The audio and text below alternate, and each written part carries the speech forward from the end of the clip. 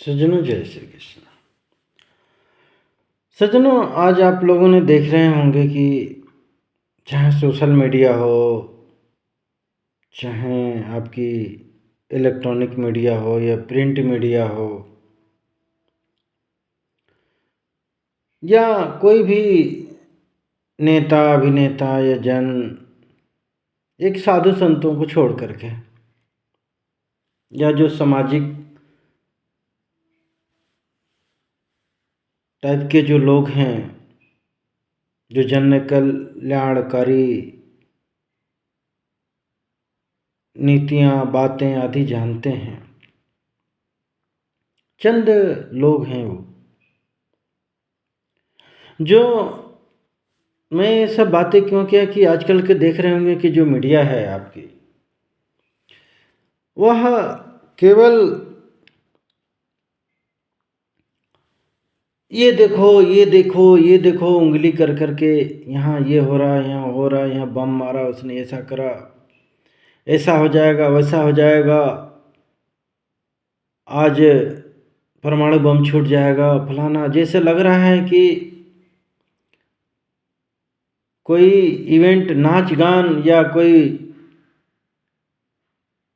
Award आदि बांटा जा रहा हो, उस तरीके से ये लोग न्यूज़ चलाते हैं। 5-10 लोगों को अपने डिबेट में बुलाते हैं और खूब एक दूसरे से तू तू मैं आदि करवाते हैं।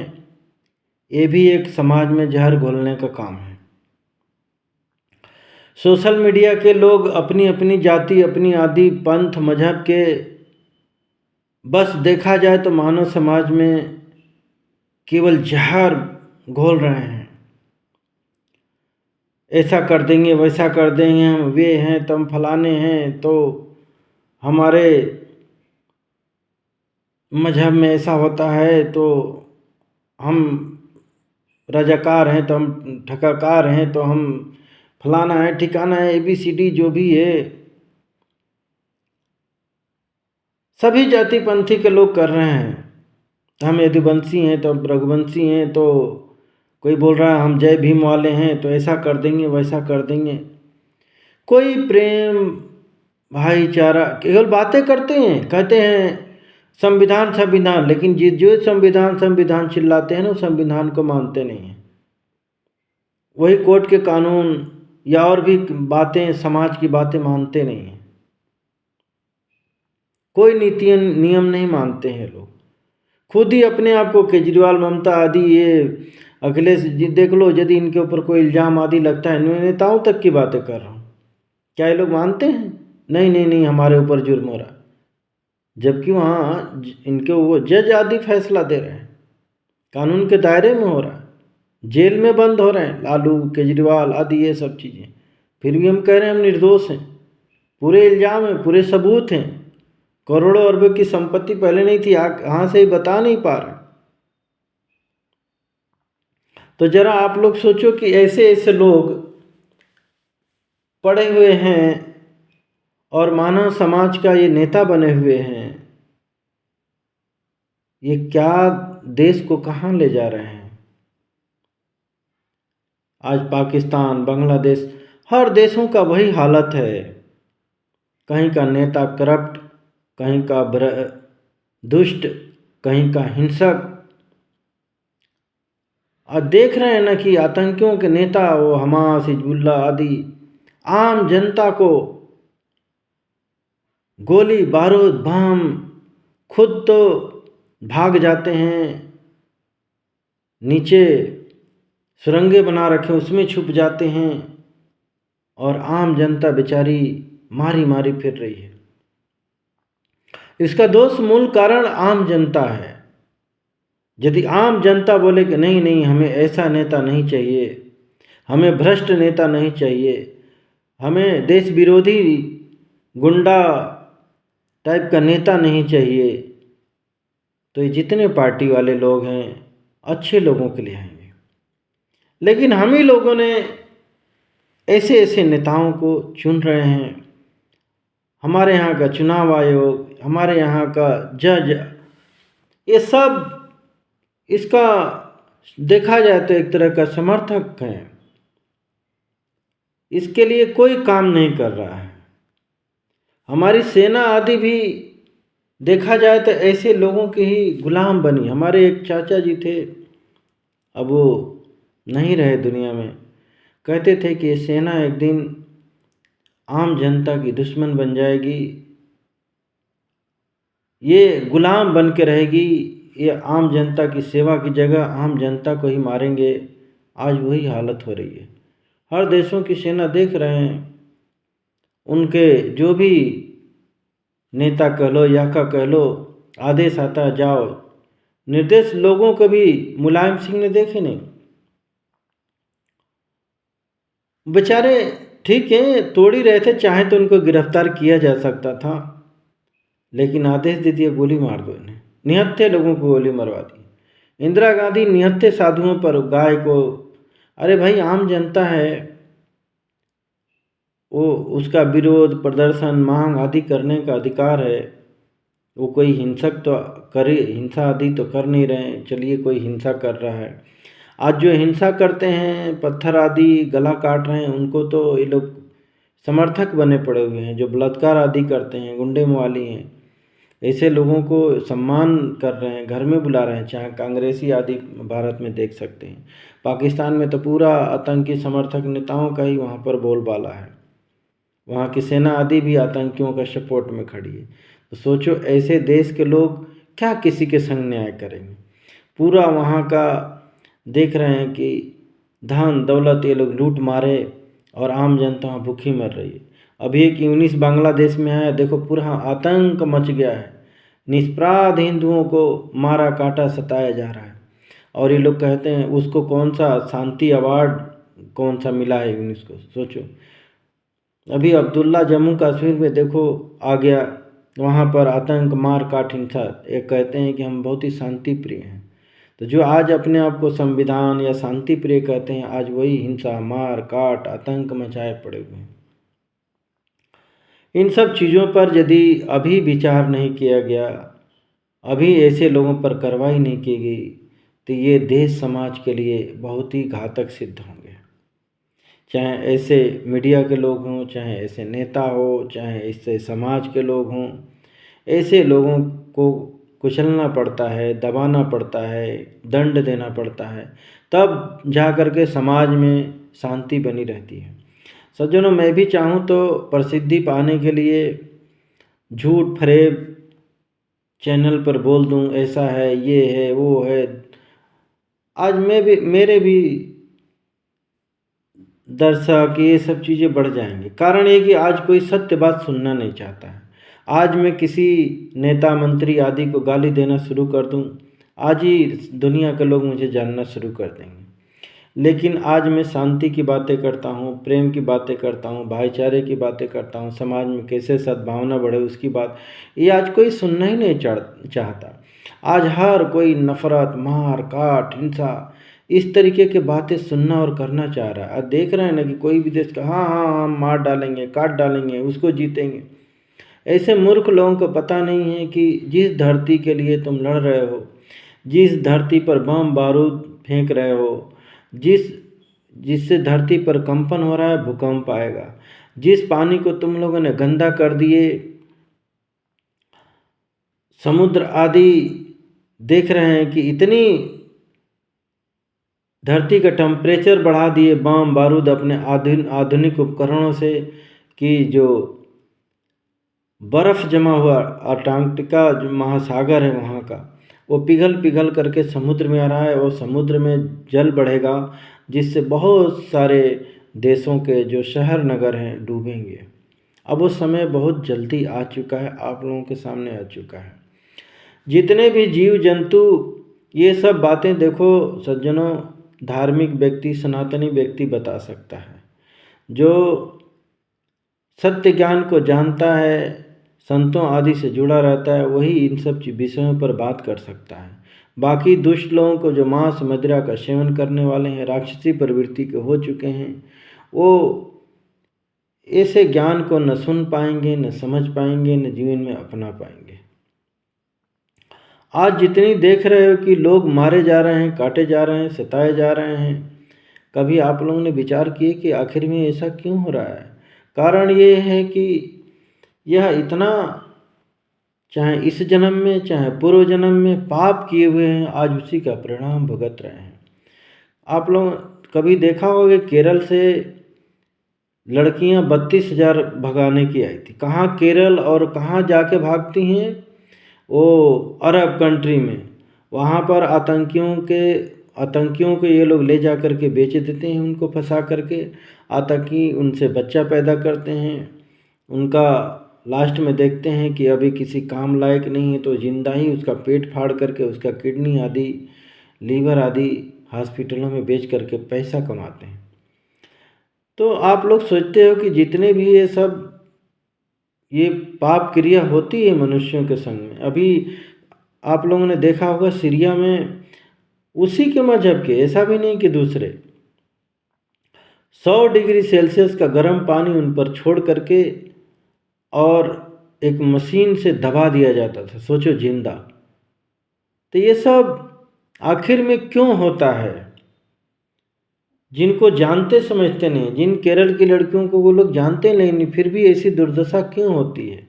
आप लोग जानते हैं आज मछली को, गाय को, भैंस को कितने बुरी तरीके से सांप बिच्छू पता नहीं सब तो लोग खाने लग गए हैं। पशु पक्षियों को निर्दयता से मार करके उनको तड़पा तड़पा करके आग में पेट फाड़ करके पका करके कैसे कैसे।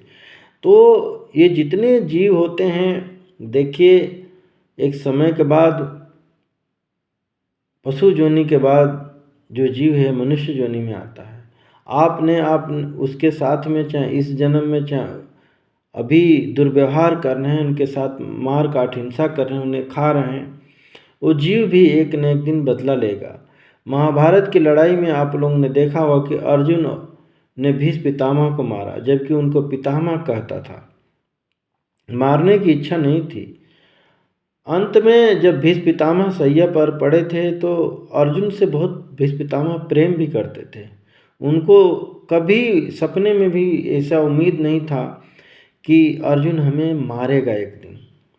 तो पितामह कृष्ण जी से पूछ रहे हैं कि कृष्ण, मैंने अपने 100 जन्म देख चुका हूँ, मैंने ऐसा कोई अपराध नहीं किया जिससे मैं बाणों की सैया पर लेटूं और अर्जुन मुझे मारे। ये ऐसा क्या है, मेरा अपराध बता दो। तो कृष्ण कहते हैं, आपने 100 जन्म देख लिए, लेकिन 100वें जन्म के 101 के जन्म में आप राजा थे और ये जो अर्जुन था सांप था। यह रास्ते में पड़ा हुआ था, अधमरा था, लेकिन आपने सोचा अरे ये रथ के पहिए के नीचे आकर के मर जाएगा, तो आपने तो भलाई का काम किया, इसको उठा करके अपने बाण के एक झाड़ी में फेंक दिया। लेकिन यह घायल अवस्था में था, झाड़ी के कांटों में जा करके यह गिरा और जितने आपके बाण लगे हैं उतने इसके शरीर में कांटे चुभ गए और उन कांटों से यह निकल नहीं पाया। उसी में जितने दिन 18 दिन आप देख रहे हैं, 18 दिन तक वो तड़पता रहा और उसके बाद इसके प्राण निकले। वही पाप का फल आज देख रहे हैं कि आपके शरीर में वो कांटे बाण बन करके चुभे पड़े हुए हैं और आपका ये 18 दिन बाद आपकी मृत्यु होगी। तो सज्जनों, मेरा कहने का मतलब ये है कि देखिए, कोई भी पाप कर्म जीवन में मिटता नहीं है। आज नहीं तो कल, कल नहीं तो परसों, परसों नहीं तो बरसों बाद आपको इसका परिणाम अपने पाप का या पुण्य का भोगना ही पड़ता है। पाप पुण्य का फल दोनों ही इंसान को भोगना पड़ता है, इसको कोई मिटा नहीं। कहते हैं ना कि विधि की लिखे मिटे नहीं, यह मिटती नहीं है, यह रिकॉर्ड रहती है।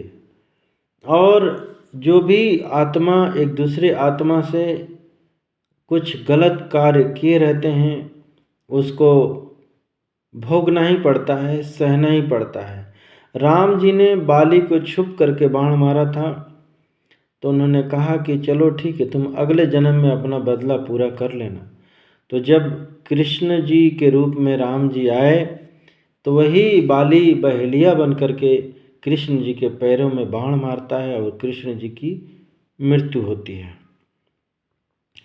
तो सज्जनों, जब राम ऐसे राम जी को भी अपनी गलती की सज़ा भुगतनी पड़ सकती है, तो हम और आप तो बहुत ही तुच्छ मानव हैं, बहुत ही पापी अधर्मी विधर्मी हैं। कितने हम छलकपटी, क्या क्या हमारे अंदर भरा पड़ा हुआ है। तो सोचिए, हमारे ऊपर तो और प्रभाव पड़ेगा, हमें तो और भी भोगना पड़ेगा। एक ही उपाय है, आप जीवन में सत्कर्म करें, पाप करने से बचें। कोई भी जाति, पंथ, कथा, रोजा या राम कीर्तन, संकीर्तन, कोई आपको क्या, राम जी तो हमेशा ध्यान में रहते हैं ना, लेकिन वो भी बचे क्या? तो जब वैसे लोग नहीं बच सकते हैं, भीष्म पितामह कितने भक्त थे, कितने तपस्वी थे, बचे क्या? तो जब ऐसे ऐसे लोग नहीं बच पाए इन दुखों से, परेशानियों से, पाप के फलों से, तो सोचिए, हम अधर्मी विधर्मी 24 घंटा माया में लिपटे रहते हैं, उसी की यादों में पड़े रहते हैं। हमारा पाप कैसे मिटेगा, कैसे कटेगा? आज पूरी दुनिया देख रहे हैं, बम बारूद की आग में जलने के लिए तैयार बैठी पड़ी हुई है। आज देख रहे हैं कि लोग कितने बेगुनाह लोग दिखता है कि मारे जा रहे हैं, लेकिन कुछ न कुछ उनके संग में परिणाम है, कुछ न कुछ उनके संग में पाप है, जो सहने के लिए आज मजबूर हैं। तो हमें कोई ऐसा जीवन में पाप नहीं करना चाहिए। हमें भी कोई भी अल्लाह तल्ला गाड या कोई भी भगवान आपके पाप से बचा नहीं सकता है। आप अपने पाप या पुण्य का स्वयं भागीदार होते हैं, स्वयं भोगना पड़ता है। भगवान एक ही कृपा करते हैं कि आपको यदि सत्कर्म करते हैं तो दुख सहने का शक्ति दे देते हैं, साथ दे देते हैं, उन दुखों को कम कर देते हैं, लेकिन उसको भोगना जरूर पड़ता है। इसीलिए इसका एक ही उपाय है, खूब भगवान नाम का चिंतन करें, सुमिरन करें और जीवन में सत्कर्म करें। किसी के साथ अन्याय नहीं करें, सभी जीवों पर दया करें, किसी को मारें खाएं नहीं। ये आप लोग अपने मिट्टी के पत्थर के बनाए हुए मंदिर, मस्जिद, चर्च, गुरुद्वारे के लिए तो लड़ते हैं, मरते हैं, उसमें भगवान देखते हैं, लेकिन जो भगवान आपको चलते फिरते जीव दिए हैं, पेड़ पौधे दिए हैं, जिनमें जीव है, जिसमें से फल सब्जी मिलता है, आपके पशु आपके काम में आते हैं, आप उन्हीं पशुओं को मारते हैं, काटते हैं, खाते हैं, पेड़ों को काट डालते हैं, तो प्रकृति और परमात्मा बड़े दुखी होते हैं। आज देख रहे हैं कि प्रकृति और परमात्मा मनुष्यों से बहुत नाराज हो चुके हैं।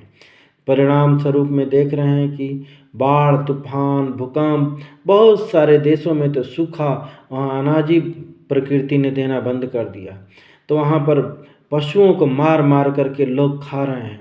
सोचो, मतलब और पाप अपना बढ़ा रहे हैं। यह पाप जितना बढ़ेगा, सोचिए परमात्मा और प्रकृति आपसे उतना ही नाराज होगी और आपको और दंड स्वरूप, आप भी देख रहे हैं बम बारूद मिसाइल, ये आपके नाच गान या आपके शादी के लिए नहीं है, ये आप ही के ऊपर छोड़ने के लिए हैं।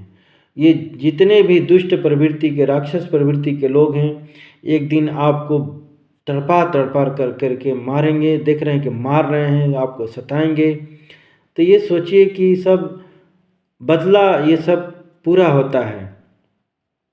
एक ही उपाय है कि इस तरीके से कर्म नहीं करें कि हमको ऐसे दुख सहने पड़ें। ऐसी ऐसी जोनियों में यह प्रकृति परमात्मा आपको डाल देती है कि करोड़ों करोड़ों वर्ष आप इस धरती के अंदर कीट पतंग, पशु समुद्र के अंदर जीव कितने पड़े हुए हैं, कितने सड़ मर खप रहे हैं। कौन लोग हैं? ये सब हमारा ही रूप हैं। ये अपनी गलतियां, पाप ऐसे किए हुए हैं, ऐसे जोनियों में जा कर के नरक भुगत रहे हैं, दुख भोग रहे हैं। तो हमें इन सब चीज़ों से यदि बचना है, अपना मानव जीवन सफल करना है, तो यह सब पाप कर्म हमें छोड़ना पड़ेगा। ये जाति पंथ मजहब आदि का जो भ्रम है छोड़ना पड़ेगा, त्यागना पड़ेगा। हमें मनुष्य बनाया है ईश्वर ने, तो हमें हमारे अंदर मनुष्यता आनी चाहिए। हमें सभी, यही तो सनातन धर्म है। जब तक आपके अंदर मनुष्यता नहीं है, आपके अंदर सत्य धर्म नहीं है, आपके ईमानदारी नहीं है, नेकी नहीं है, आपके अंदर दया नहीं है, आपके अंदर सत्कर्म नहीं है, तो सोचिए आप मनुष्य नहीं हैं। मनुष्य सबसे बड़ा पापी है। सोचिए कि मनुष्य, देखिए, पूरे धरती से सब जीवों से लेता है, सभी जीवों का शोषण करता है, जबकि बाकी पेड़ पौधे पशु कुछ न कुछ इस प्रकृति को, परमात्मा को या मनुष्यों को दे ही रहे हैं, लेकिन फिर भी यह मनुष्य उन्हीं को मारता है, काटता है। तो मनुष्य से बड़ा पापी इस धरती पर देखा जाए तो कोई नहीं है। यही कारण है कि मनुष्य ही पाप अधर्म धरती पर इतना बढ़ा देता है कि धरती त्राहिमाम हो जाती है, मार काट हिंसा बढ़ता है, एक दूसरे का जीना रहना यह मुश्किल हो जाता है इस धरती पर। और प्रकृति और परमात्मा नाराज होकर के इसी प्रकार से, देखो, एक एक व्यक्ति को तो प्रकृति परमात्मा दंड देने नहीं आते हैं, तो सामूहिक दंड देते हैं। बाढ़, तूफान, सूखा, ये इस तरीके से कर करके नष्ट करते हैं मनुष्य को। तो अब वो समय आ गया है। अब यदि आपको बचना है तो एक ही उपाय है, भगवत नाम स्मरण करें, भगवान के सतमार्ग पर चलें, सनातन धर्म को अपनाएं। इसके अलावा आपको कहीं तृप्ति नहीं है, मुक्ति नहीं है, और शरणागत आपको कहीं जगह नहीं है। बाकी आप लोगों की मर्जी। जय श्री कृष्ण।